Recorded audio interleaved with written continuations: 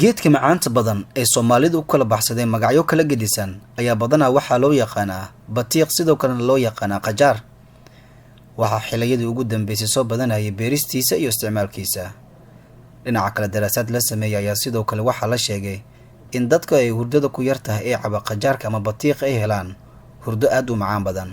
Qaar ka mid ah dadka iibiya cabitaanka noocyadiisa kala gedisan iyo kuwa isticmaala ayaa waxay xaqiijiyeen inay si weyn ugu heleen cabitaanka batiiqa ay ka jecleysteen babaay iyo liin bambeelmada. magacayga saddexan waa Saadiqay Cabdullaahi Shariif Maxamed Saadiq. alxamdulillah herjoor oo horumar gaaray cabitaanka borotiinka oo babaayga iyo qajaarka iyo mooska fitamiinkaas isugu jira oo horumarkaas la gaaray in la qasto.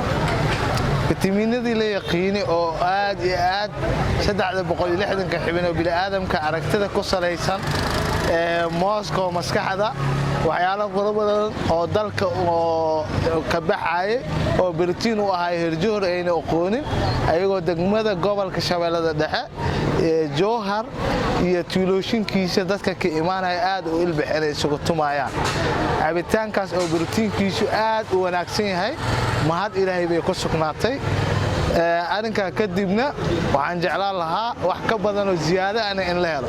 ayay gobolka wuxuu leeyahay dalag ka baxa beeraha dalagaas oo annaga noo baxo oo aan hadana ku shaqaysanayna inaan ma aragtay aan cabitaano ka dhigano dalka dib ugu noqdo qaar shaqo ka dhigtaan ma aragtay arinkaas aad ugu farxay nashaad iyo reereen dadka u soo hergashay ayay noqotay.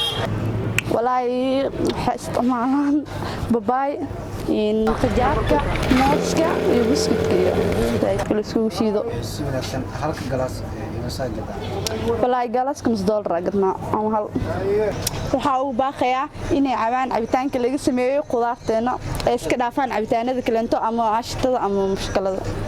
maalkan 2 san camal ku jira waxaan jiidaa babaay oo kale iyo mooska qajaarka iyo adduun wax dhan aan jiidaa 2 san ciyaalka xaafada way barteen kalka sidii aan u soo jiiteen wax walba oo fahmay wax walba ana u maciyo sidaas darteed u barteen meeshaan habeen maalida in joogan sidaas ku barteen adduun timir iyo caan liin bambeelo babaay qajaarka intaas jiida asxaabto kale isku jirto mugta oo ciyaarunta oo dheelaan kan amal ay soo dhacay ama soo baashaalaan way cawaan jidka u dhismay kalka waxay isdhahan inay baalkan birida in cawaan maxaa jidkooda u dhismay. Yusna Maxamed Ahmed Bulsho TV magaalada Jowhar.